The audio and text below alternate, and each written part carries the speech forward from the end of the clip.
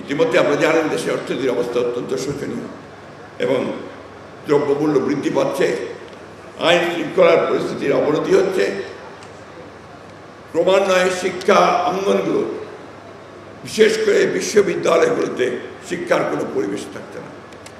আরও মারাত্মকভাবে আমরা দেখছি যে এই ভূখণ্ডের বিশেষ করে অবিভক্ত বাংলার যে সমস্ত বরেণ্য বিজ্ঞানী সাহিত্যিক যারা আমাদের এই ভূখণ্ডে অর্থাৎ পূর্ব বাংলার ভূখণ্ডে পূর্ব বাংলাদেশে যাদের জন্ম হয়েছিল তাদের নামগুলোকে বাদ দিয়ে এখন কোনো কোনো বিশ্ববিদ্যালয়ে প্রতিষ্ঠানগুলোর নামকরণ করার চেষ্টা করছে।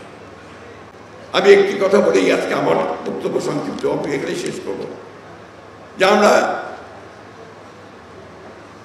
ফ্যাসিবাদকে তাড়িয়েছি, শেখ হাসিনাকে তাড়িয়েছি। আমরা এখন অপেক্ষা করছি আমাদের জনগণের যে আশা আকাঙ্ক্ষা, আমাদের দলের প্রতিষ্ঠাতা শেখ জামানের যে স্বপ্ন, একটি আধুনিক সমৃদ্ধ বাংলাদেশ রূপান্তরিত করবার, সেই গণতন্ত্রকে বিঘ্নিত করার জন্য, তাকে বাধা প্রদান করার জন্য আজকে একটি গোষ্ঠী, একটি মহল বিভিন্নভাবে চক্রান্ত শুরু করেছে। ফ্যাসিস্ট শেখ হাসিনা বিদেশে গিয়ে তিনি সেই চেষ্টা করছেন এবং বাইরে থেকেও চেষ্টা করা হচ্ছে। একই সঙ্গে দেশের অভ্যন্তরীণ অবস্থায়ও কিছু কিছু ব্যক্তি গোষ্ঠী তারা ভুল ব্যাখ্যা দিয়ে জনগণকে বিভ্রান্ত করার চেষ্টা করছে। আমাদের বক্তব্য আমরা বিভিন্ন সময় স্পষ্ট করেছি।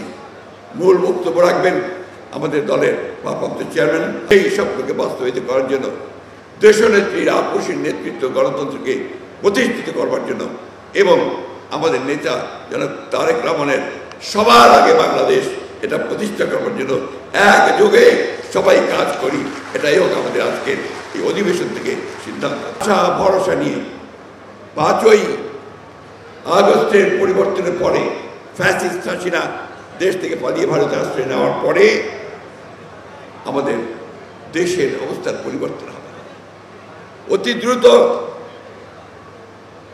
দেশে জনগণের ভোটাধিকার ফিরিয়ে দেওয়া হবে এবং জনগণ তাদের ভোটাধিকার প্রয়োগ করতে পারবেন, প্রয়োগ করে তারা তাদের প্রতিনিধি নির্বাচিত করতে পারবেন এবং গণতন্ত্রকে তার অভিষ্ট লক্ষ্যে পৌঁছানোর চেষ্টা করবেন, গণতন্ত্রের চর্চা হবে।